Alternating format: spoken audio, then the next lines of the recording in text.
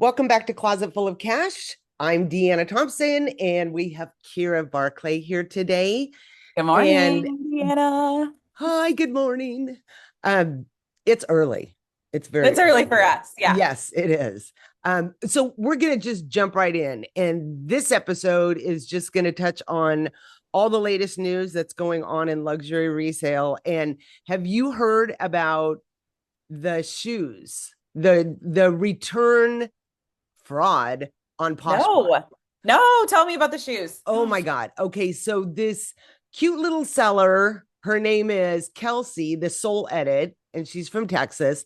She sold a beautiful red pair of heels, Okay. crystals all over. I'm not sure what the brand was. I haven't done that deep of a dive, but she sold it to, I mean, these are like well over $300. Sold it to a girl that was like, oh my God, I love these. Can you ship them out immediately? I'm going to use them for graduation photos on Friday.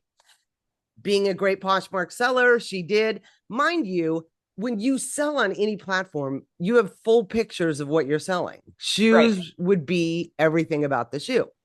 So she ships the shoes off. The girl gets them. Then the girl's like, I want to return these. They're not authentic and rhinestones are missing. And she's like, okay.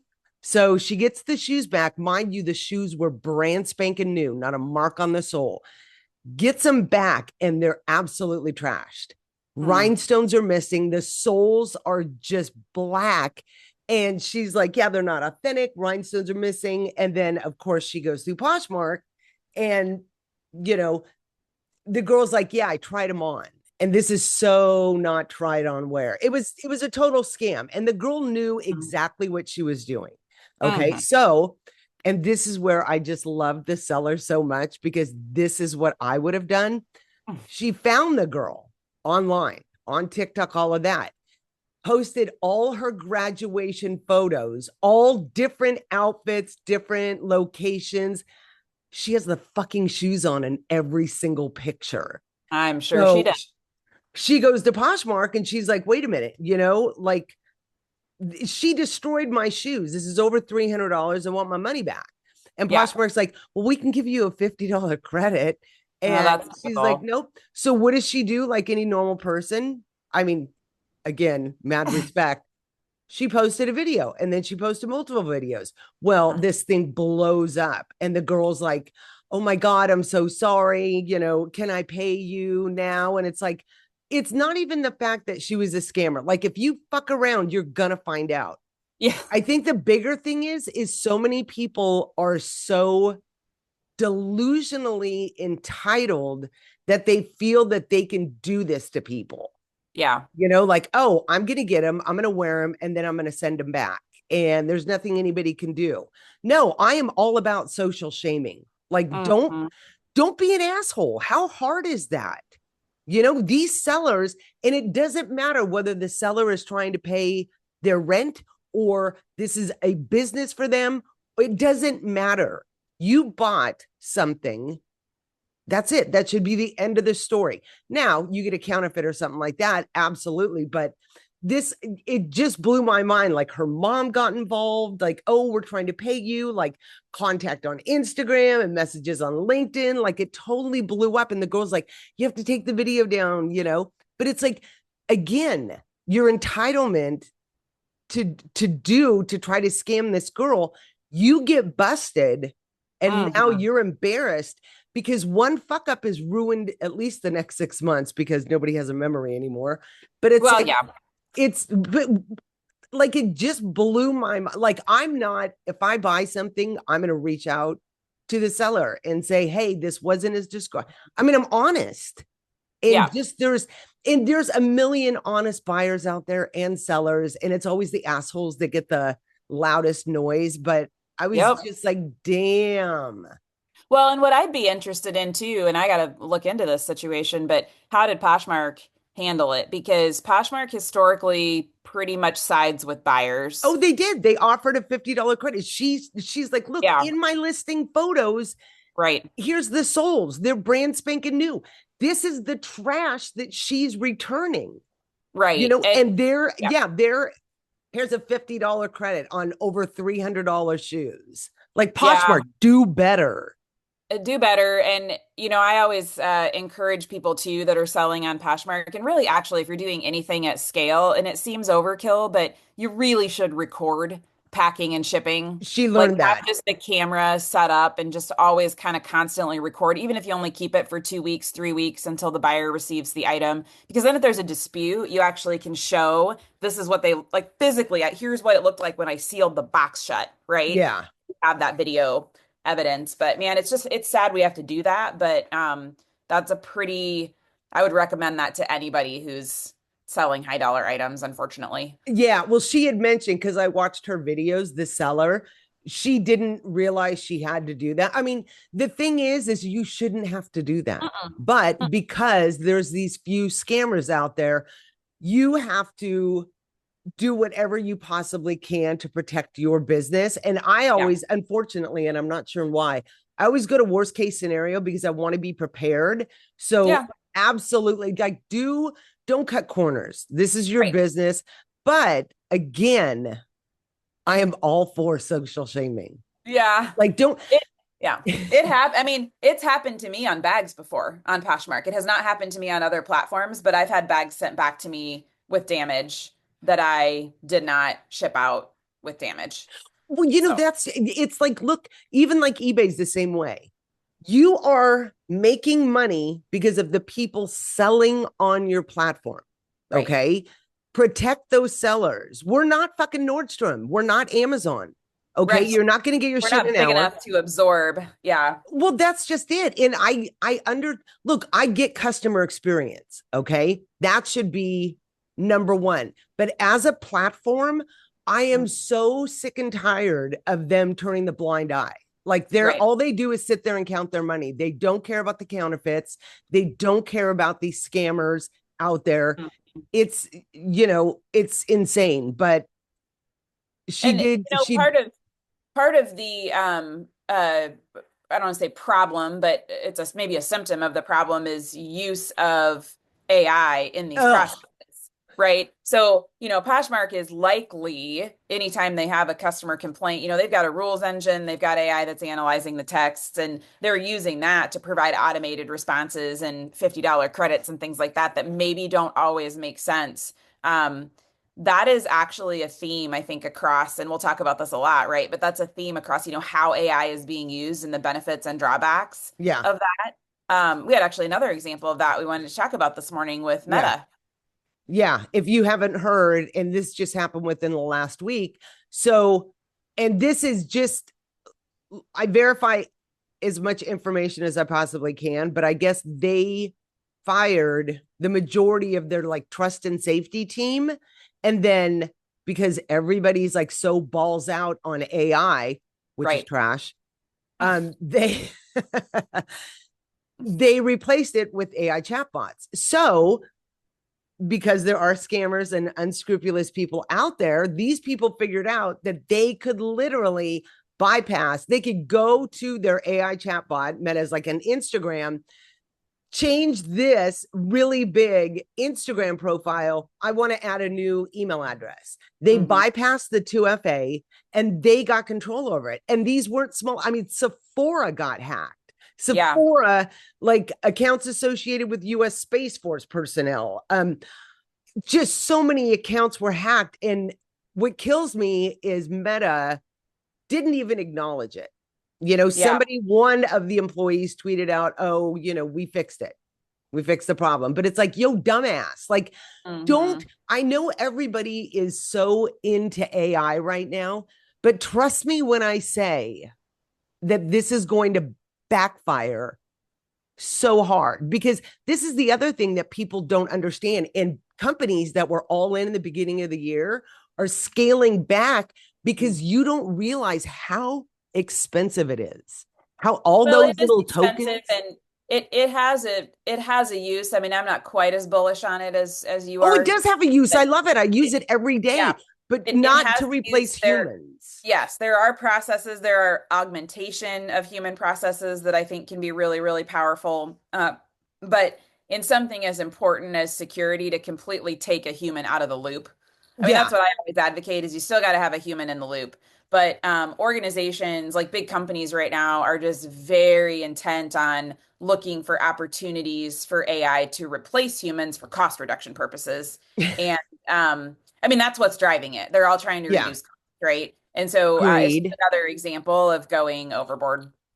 Like you can't take a human out of the loop. I coach companies on that all the time. That's my That day well, that's over there. Look, I love AI. I use it. job. I use it for, tightening up what I'm trying to write. Right. Okay. I don't allow it to do things like it's like a toddler. That's the way I look at it. Yeah. Not even a It toddler, is maybe kind a of like a teenager. toddler. Yeah, kind of. Yeah, like it needs supervision. Oh Okay, yeah. it's an addition. It's not Yeah. to run things because like this thing with Meta, the fact, and this is what I hate about these companies. It's like just fucking own it. You messed up. We all do, Yeah. but I don't know. I would have been actually pissed, but then kind of happy if my account was gone. I'd feel bye. I don't care. Uh, the other thing, and we're touching on like we'll always do like the biggest stories that we find Yeah. interesting, and we hope that you find interesting also. So Entropy. Oh, there's another story too. Okay, so let's touch on Entropy. Mhm. They have completely changed not their business model, but the way they do things now. So I worked at Entrupy for over 3 years. Love the company, love what they're doing. Did not get fired from there, which some moron is saying everywhere. I left to spend time with my child. um, Good grief. so they changed it to where you don't need the device anymore. Yeah. It's now app-based authentications, which I love. Like I was reading up on this morning because Hmm. anytime there's change, people hate it or there's Hmm. going to be detractors and then everything levels out. Hmm. I personally am not a fan of tokens, which they have changed. It's no longer, these are the monthly or the yearly subscriptions and you get X amount of authentications. Hmm. Now everything's done token based, which Hmm. I actually understand because when Entropy first started, it was for handbags and they supported Hmm. like 5 brands, 3 brands. Now they're doing shoes, they're doing clothing, they're doing all these things. So moving away from the device to now an app based model, you as Hmm. a user have the ability to authenticate all these things. You don't need the Right. box for tennis shoes, which is, you know, in the long run, awesome because again they have that financial guarantee. So if you are a reseller, you don't just have to have Entropy for um handbags, the brands that they service. Now if you're also doing shoes and clothing, you can do everything at once. Hmm. Again, not a fan of the tokens, but that's just my personal opinion because I've seen a lot of companies launch and they're like, oh, everything's token based. No, just take my fucking money. Okay. Don't make me think, make it easy for me. It's Okay. complexity. It introduces complexity, but I think in this situation, to your point about the variety of products and things like that, it does introduce complexity, but on the other hand, it also gives you the opportunity to access more services that you Absolutely. so it's a trade-off. I'm sitting right here. I have an Entropy device sitting right on my desk, right Yeah. next to me, right? And I'm actually pretty excited about being able to use the app Oh, because God. Yeah. it opens it up to more people on my team, right? People that are sourcing maybe in their local community can use the app to say, hey, somebody's coming to me with an item they want to consign. Much easier and much more straightforward to use the service to say, oh, let me just, run that through the my trusted authentication process, what I Yeah. use. And then you have it a little bit more at your fingertips. But the other thing I think about that's interesting about it is Entropy's messaging in the past, just from a business perspective, was always about the proprietary device. Like what differentiated them was this proprietary device and the proprietary lens, Yeah. right? The hardware play and their messaging is now completely different and it's more about data, right? It's Yeah. about access to data and it's no longer about the hardware. So that's just an interesting business transition too. Yeah. Well, it's I agree with everything you say. I think it, and again, this is just my opinion. The tokens don't make me think, but I love it because now, and okay, so as someone, I've thrifted my whole entire life, flea Mhm. markets, thrift stores, everything, to be able to access authentication on your phone that quickly. And this can Big make or deal. break a business. Like, Yep. especially if you're a thrifter or something like that. Like, if you find a Louis Vuitton out in the wild and you really don't know Louis Vuitton, you spend the 20 or 30 tokens. I don't know exactly how much it is.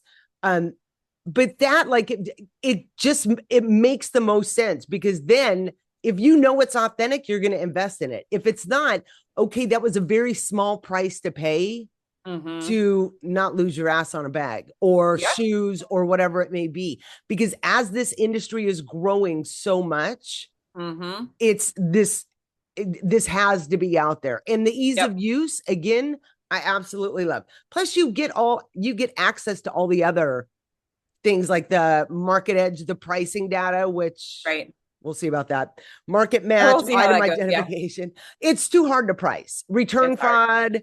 It's overall, it's a win. I think Yep. it's great. And if you have a device, I don't know what they're doing with those. I think they're taking them back or whatever, but don't freak out. Just go with it because this is a good thing at the end It's of a the good day. thing. It's a good thing for the industry. Yeah. Okay. So the next thing I want to talk about, this is another article, and this came from Fashion Law because so many of you sellers out there are repurposing Chanel buttons and stuff like that, or cutting bags up to put a Louis Vuitton patch on a hat. Hmm. Stop doing that. Trust me when I say these brands employ full companies to monitor their trademark. Okay. So don't think that you're flying under the radar selling your, button earrings or keychains on Etsy. They're Hmm. aware of you. Trust me. Hmm. Okay. So Chanel won another upcycling lawsuit, and this one was in France. A Yep. Paris court ruled in favor of Chanel against French upcycling company Commode Reworked, finding the jewelry made using Chanel branded buttons, charms, and hardware infringed on Chanel's trademarks. Duh. Yep. Yes. What makes Chanel Chanel? The interlocking CCs. You're Yep. not going to take a button from a Chanel jacket that doesn't have that interlocking CC and put it on a pair of earrings. No, you're looking for that CC. So you're writing on their trademark, Yep. which is a no. Okay. Yeah. That was about the least surprising thing I read in the industry. Yeah, I mean, it is and again, I love and respect people that are upcyclers and art. I mean, that's an art, right? But the fundamental issue is the reason it's appealing to people is because of the brand, and you don't own the brand. Exactly. And I always look at it this way. If you say you're just a person and you came up with this really great idea, because I saw this happen to a girl, I'll tell you about her. Okay. She designed and patented these bags, just cute little handbags, but it had a cup holder on the side. So you could put Oh, your hydro flask or whatever in it. yeah. And that was the bag. Patented, got the patent. She was doing great. What happens? China starts knocking it off, selling it on eBay, on Amazon cheaper than hers. Sure. And she ended up trying to fight. She lost her house, everything. And it's like, Oh, I mean, that's kind of like on the other side. But if you create something, you've put all your blood, sweat, and tears and hard work into it. And yep. then somebody else is making money off of what you've created that you like. This irritates the shit out of me because just because it's Chanel or a luxury brand, it Hmm. doesn't mean that it's right. I don't care how much money they have. Yeah. They've been around forever. They've built that, Right. There's Like, a history, there's a legacy. I respect yeah, companies with history and legacy a lot, actually. yeah. And it's just like, people are looking at the dollars. They're like, oh, I want to Yeah. make money. I'm going to ride on this and I'm going to be okay because I'm selling it on Etsy or doing this. Stop doing it. Okay. Because you will get sued. Trust me. And you're Mhm. not winning against Chanel. Just No. don't do it. Don't do it. If you want, just sell the earrings, sell the buttons. Okay. Yes. And even if you put a disclaimer up there, because this guy did, well, okay, they were issuing certificates of authenticity, which is the dumbest fucking thing I've ever heard. Because That's how are really you? bizarre. Well, it's Chanel has made this absolutely crystal clear. If we did not manufacture it for sale, Hmm. you do not have the right to sell it in any capacity. Right. You know, Yep. I It's just thought clear, that and was it's just a risk that, I see a lot of resellers that maybe mix in some of that upcycled with reselling authentic products, and it's just not worth the risk. no, They are watching, and your business can get taken down for it. It is illegal. I mean, it's just the fact of the matter is it's illegal. yeah, So, and these court cases keep coming out in that favor. So I always caution people against that. I have, you can sell just a button. You can sell the yeah. buttons, not don't make them into something else, right? Just No, sell the buttons. You can do that. okay. Uh, Here's a and workaround: sell a kit, sell a button, and then yeah, have a little key ring there or whatever. Or yeah. like that company out of China that sells the whole sewing kit for like a Picatin or Oh yeah. pop Jeez. sewing or whatever it is. Yeah, I guess you can't. Yeah, you can't get in trouble for that. You're just selling the components. Yeah. Okay, one last story, and this is from the Robin Report, which I already know this, but Mm. LVMH is losing their momentum. Yeah. Their revenue fell 5% in 2025 after declining 2% in 2024, and profits dropped 9%.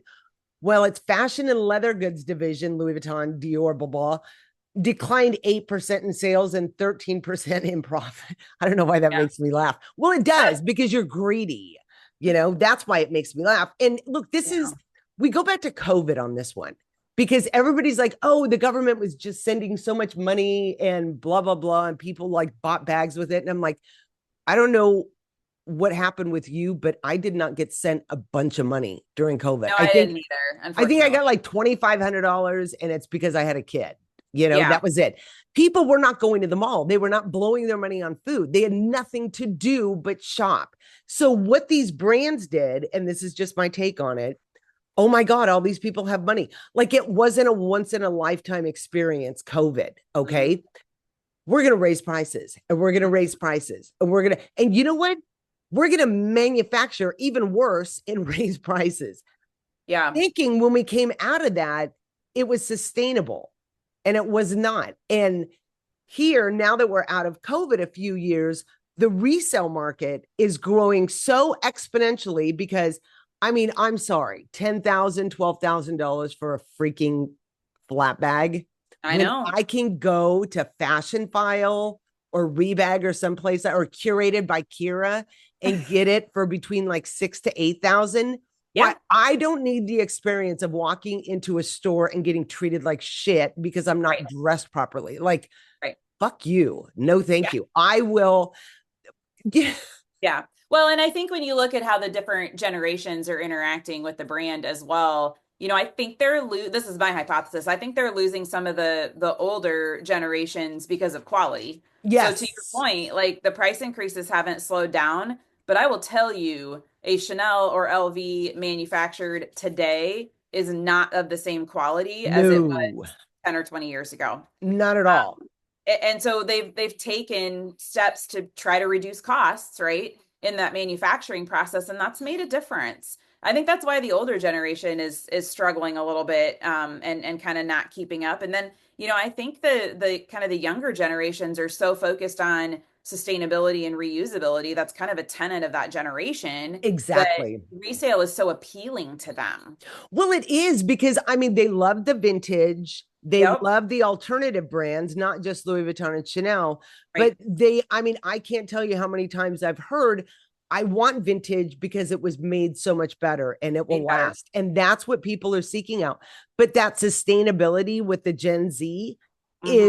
is huge Yeah. because they do care about their future. And it's also, with the world being what it is right now. Look, girls are always going to want, girls and guys will always want luxury bags. Yeah. And not just one, they want a closet full if you're into Yep. that. Okay. So if you're tight on money, you want to buy something that's going to make you happy. Are you going to go to the boutique? No, you're going to go to the consignment shop down the way, or you're going to Yeah. go online and find a seller you trust and buy that bag that you want.